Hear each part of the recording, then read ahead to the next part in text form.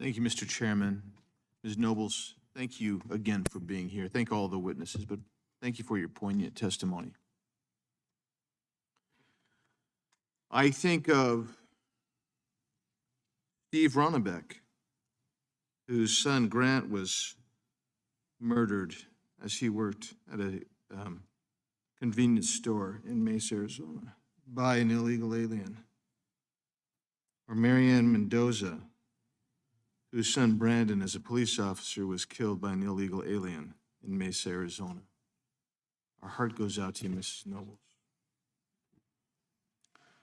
I'm stunned that a witness would say we need to find equilibrium at a time when 6 million plus people have illegally entered the country in the last 2 years.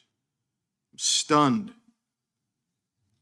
I'm stunned to know that of 32,000 people, 21,000 of them were released into the country over a 72 to 96-hour period.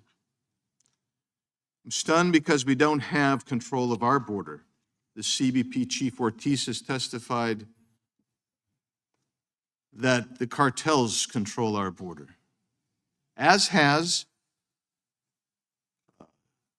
Sector Chief Modlin of the Tucson sector, as has Sector Chief Chavez of the Rio Grande Valley sector.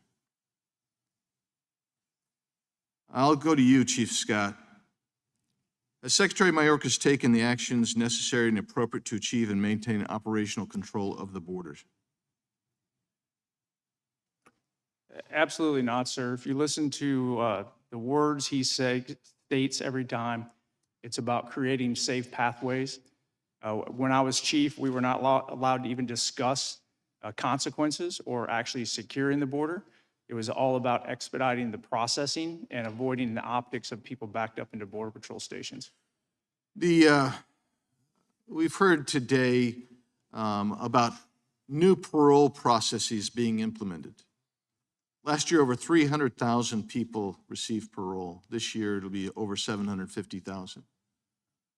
Prior to the Biden administration, typically you might see 15 to 20, maybe 20, as high as 25 parole processes. That's because that's an individual process. Even Secretary Mayorkas has testified before this committee that it's an individual process. What has he done to distort the parole process, Chief Scott? I honestly do not understand how they can look at the law and do what they're currently doing with the parole process. By law, every one of those approvals is supposed to be a case-by-case basis. It's supposed to be based on humanitarian reason or a benefit to the United States government. In my entire time in the Border Patrol, I probably approved, and I'm estimating, about 6 or 8 paroles a year at the most, and those were usually to benefit a case or because of some type of a medical condition. But there were tight restrictions put on every one of those. It was probably a packet about 1 inch thick about keeping track of the individual, because the concept of parole is you're allowing someone into the United States that we know does not have a legal right to be here. They haven't proven it. So we're accepting risk on behalf of all of America. That's a heavy burden. We all took that very seriously. I do not believe the Border Patrol can be doing today the legal assessment required for each individual case. It's just not possible. Chief Scott, DHS officials, and I'm quoting now from a New York Times piece, say thousands of migrants are successfully using CBP1 instead of paying smugglers, close quote. Are we to believe that CBP1 is an alternative to cartel smuggling, or are we actually using CBP1 to facilitate cartel smuggling? There's CBP1 app is, from my understanding, is basically a queuing mechanism like we used to do at ports of entry with a pen and paper on the south side. Anything that happens on the south side of that border is definitely controlled or influenced heavily by the cartel. Anything we can do to get them out of the system would be fine, but I think the piece that we're missing here too is we're now taking away from the legal trade and travel processes of the CBP officers at those ports of entry. They were all gainfully employed prior, and the CBP1 app is pushing more and more people into that port of entry that don't have, by definition, do not have a legal right to be here. The other challenge is it's a magnet.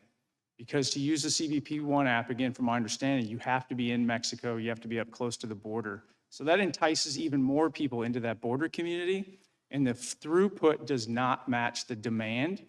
And where does that overage go? Right back to the cartels. Thank you. My time's expired. Chair now recognizes